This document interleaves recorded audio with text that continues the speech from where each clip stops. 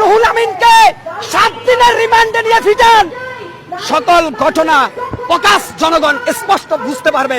গতকালকে বাইতুল মোকাররম মসজিদে যে ন্যাক্কারজনক ঘটনা ঘটেছে, ইবলিস শয়তানও ছাপড়া খেয়ে উঠেছে যে আমার চাইতে বড় শয়তান বাইতুল মোকাররম মসজিদে ঢুকেছে। বাইতুল মোকাররম মসজিদের খতিব রুহুল আমিনকে পিটাইতে পিটাইতে ওর পাছা লাল করে দিতে হবে। ও হচ্ছে এজিদের বংশধর শয়তান। বাইতুল মোকাররম মসজিদে গেলে মোটা অঙ্কের বেতন পাওয়া যায়।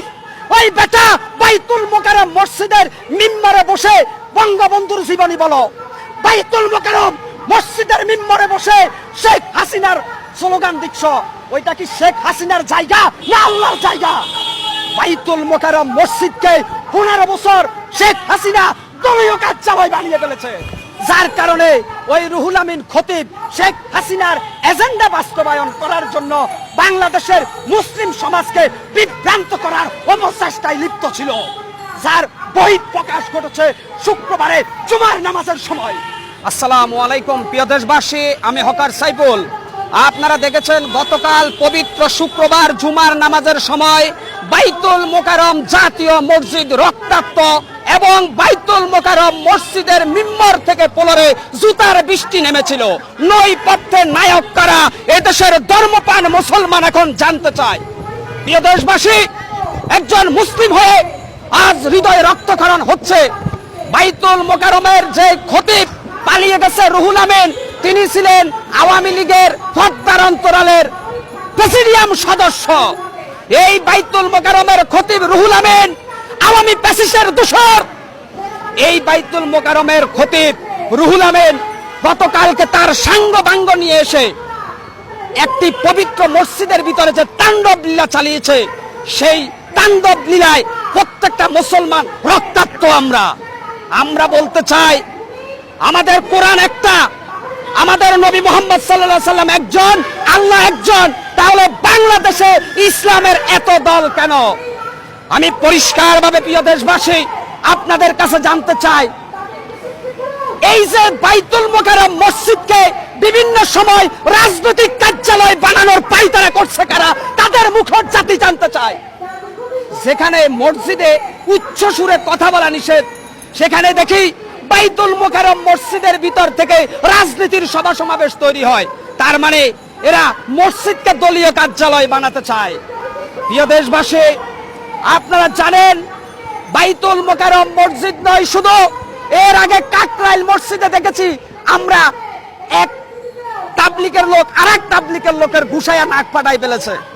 এখানেই শেষ নয়, টঙ্গীর বিশ্ব ইজতেমার ময়দানে আমরা দেখেছি রক্তে লাল। অর্থাৎ আল্লাহর ঘর মসজিদ হচ্ছে পৃথিবীর সবচেয়ে নিরাপদ জায়গা, সেইখানে কেন মারামারি, সেইখানে কেন দাঙ্গা? প্রিয় দেশবাসী, আপনারা জানেন 1996 সালে তৎকালীন আওয়ামী লীগ সরকারের আমলে কিছু দুষ্কৃতকারী পুলিশ জুতা নিয়ে বাইতুল মোকাররম মসজিদে প্রবেশ করেছে। আমি মনে করি এই সব ঘটনা একই সূত্রে গাঁথা, এক ধরনের ষড়যন্ত্র। অর্থাৎ ধর্মপ্রাণ মুসলমানের যে ইমানি চেতনাকে নাশাত করার জন্য রাম বাম নাস্তিকরা সুপরিকল্পিতভাবে ইসলামকে গোটা বিশ্বের কাছে হাসির খোরাক বানাতে চায়। আপনারা জানেন বিশ্বনবীর সবচেয়ে বিশ্বস্ত সাহাবা হযরত ওমর ফারুককে কিন্তু মসজিদের ভিতরে হত্যা করা হয়েছে। তার মানে এটা নতুন কিছু না। এই যে মসজিদ কেন্দ্রিক সন্ত্রাসী কর্মকাণ্ড, এগুলো রাসূলের যুগ থেকে শুরু হয়েছে, কিয়ামত পর্যন্ত থাকবে, এটা বিশ্বনবীর ভবিষ্যৎবাণী। তাই আমি বলবো, যারা বাংলাদেশের তথাকথিত বুদ্ধিজীবী, রাষ্ট্রের গণ্যমান্য ব্যক্তি, ওই রুহুল আমিনকে 7 দিনের রিমান্ডে নিয়ে ফিটান, সকল ঘটনা প্রকাশ জনগণ স্পষ্ট বুঝতে পারবে। কারণ আমরা দেখেছি বাইতুল মোকাররম মসজিদের গেটে আওয়ামী লীগ সরকার ক্ষমতায় থাকা অবস্থায় 15 আগস্টের ব্যানার লাগিয়ে দেওয়া হতো। শুধু এখানে নয়, গ্রাম দেশের প্রত্যেকটা মসজিদের ভিতরে এখন রাজনৈতিক দলের নেতারা মসজিদ কমিটির সভাপতি সেক্রেটারির পদ দখল করে নিছে। আল্লাহর ঘর মসজিদে একমাত্র কথা হবে আল্লাহর। এই আল্লাহর ঘর মসজিদের ভিতরে যারা নিজেদের ফায়দা হাসিলের চেষ্টা করে, তারা এজিদের বংশধর। আমরা বলতে চাই, অন্তর্বর্তীকালীন সরকার আমার মনে হয় না তিনি এগুলোকে সুস্থভাবে বিচার করতে পারবেন, কারণ একের পর এক ষড়যন্ত্র হচ্ছে। আজকে রাঙ্গামাটি, খাগড়াছড়ি, বান্দরবান উত্তপ্ত, আজকে ঢাকা বিশ্ববিদ্যালয় একজন বাক প্রতিবন্ধী অসুস্থ লোককে পিটিয়ে হত্যা, এখানে শেষ নয়, জাহাঙ্গীরনগর বিশ্ববিদ্যালয় হত্যা ওই অতীতের মতো শুরু হয়েছে, যেভাবে পিটিয়ে হত্যা করেছে একজন মেধাবী শিক্ষার্থী আব্রাহার পাহাড়কে, প্রকাশ্যে রাস্তায় কুপিয়ে হত্যা করেছে বিশ্বজিৎ বিশ্বাসকে। সকল কিছুই কিন্তু একটি ষড়যন্ত্রকারীদের চক্রান্তের মূল প্রকাশ। আমি বাইতুল মোকাররম নিয়ে আরেকটি কথা বলে শেষ করব।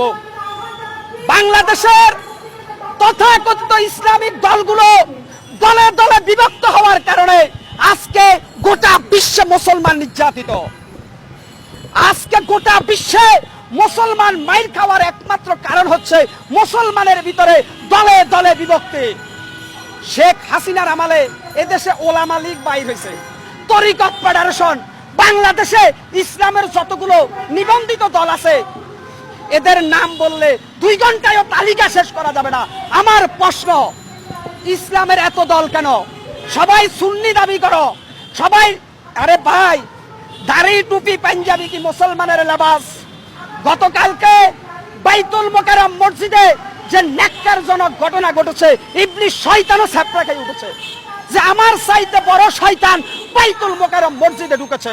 আমি মনে করি বাইতুল মোকাররম মসজিদের এই ঘটনায় যারাই জড়িত, ম্যাক্সিমাম লোকের মাথায় টুপি, গায়ে পাঞ্জাবি, মুখে দাড়ি, এরা সব এজিদের বংশধর। ওই বেটা বদমাশ, মসজিদ আল্লাহর ঘর, এখানে ভয় পাবো একমাত্র আল্লাহকে, সেইখানে তোমার কিসের দলাদলি, কিসের এত পাওয়ার? যার মানে আমার ভয় হচ্ছে এই দেশের উপরে কোন সময় আল্লাহর আসমানি গজব নাজিল হয়।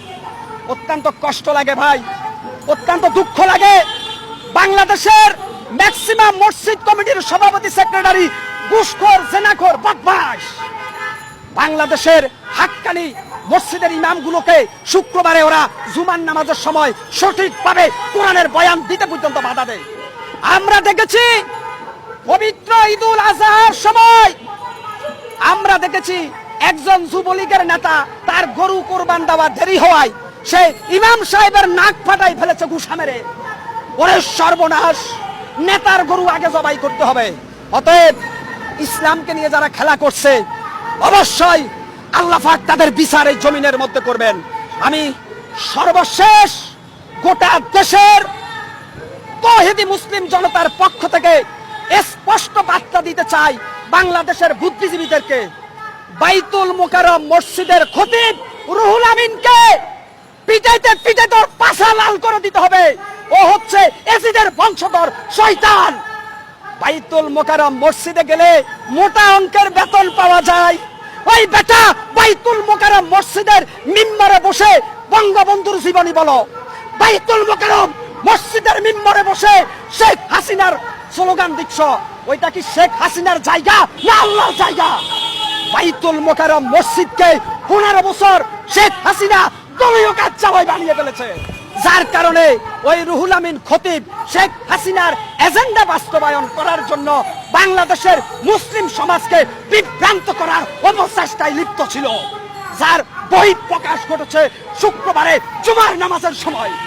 আমরা এটার তীব্র নিন্দা জানাই, আমরা এটার সুস্থ তদন্ত সাপেক্ষে বিচার চাই।